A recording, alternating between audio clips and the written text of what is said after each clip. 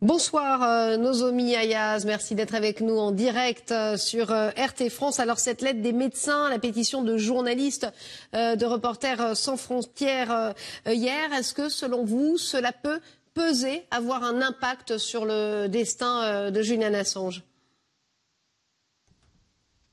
Oui,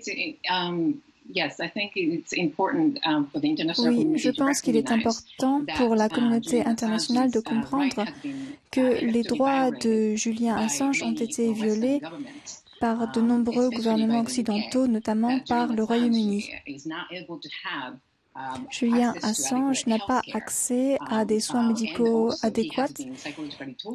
Il a également été soumis à des tortures psychologiques selon le rapport du spécialiste de l'ONU, Nils Melzer.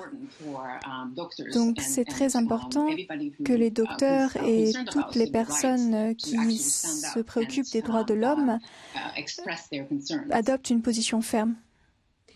Comment expliquer, parce que les termes sont forts, effectivement, on parle de torture psychologique, on décrit une privation de lumière, de soins médicaux, de contact avec le monde extérieur, une situation qui a duré plus d'1 an. Comment on explique que les droits les plus élémentaires dans des démocraties n'aient pas été respectés sur la personne de Julian Assange? Comment vous l'expliquez, vous qui connaissez extrêmement bien ce dossier?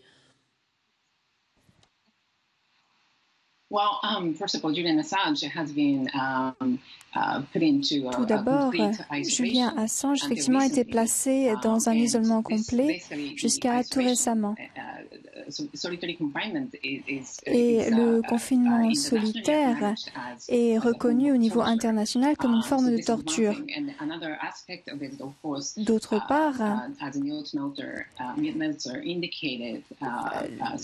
Melzer a indiqué à plusieurs reprises que Julian Assange a montré les preuves les signes d'une personne qui a été torturée.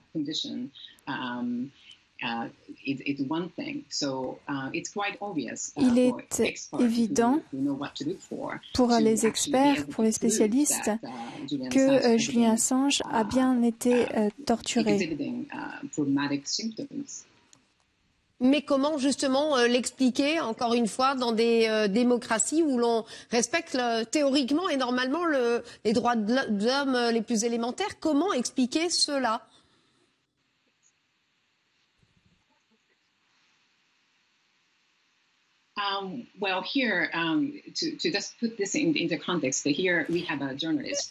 Pour replacer la situation dans le contexte, ce journaliste a révélé des documents gouvernementaux concernant les actions des États-Unis dans des théâtres de guerre. Et sans être inculpé, il a été mis dans une prison de sécurité maximum à Londres. Donc effectivement, cela pose des questions très graves. Normalement, dans une démocratie, un journaliste ne serait jamais soumis à un tel traitement.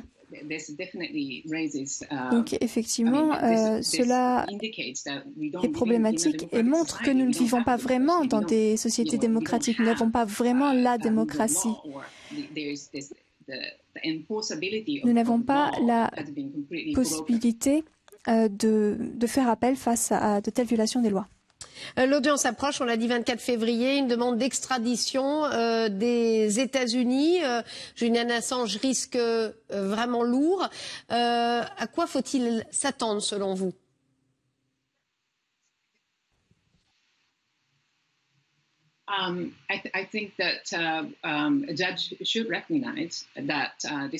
Les juges devraient reconnaître que cette affaire a des causes politiques et qu'il n'y a pas de raison légale et de cause légale pour continuer le processus d'extradition. J'espère que dès la première journée de cette audition qui durera plusieurs jours, l'affaire sera abandonnée et Julian Assange sera libéré. Est-ce que vous pensez justement que cette pression médiatique, les journalistes, les pétitions, des médecins peut peser sur ce procès? Est-ce que c'est un procès, selon vous, qui va se tenir dans des conditions sereines et réellement indépendantes?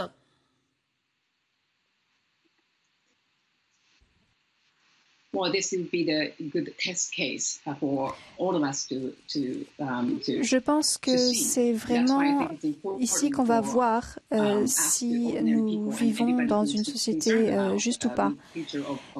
Et pour les personnes qui s'intéressent à l'avenir du journalisme, il va falloir prêter beaucoup d'attention à cette audience qui commence la semaine prochaine. Parce que cela nous permettra de voir si nous vivons dans une société démocratique ou pas. Si le Royaume-Uni, si le gouvernement britannique va pouvoir faire exercice de son indépendance juridique et résister aux intérêts américains.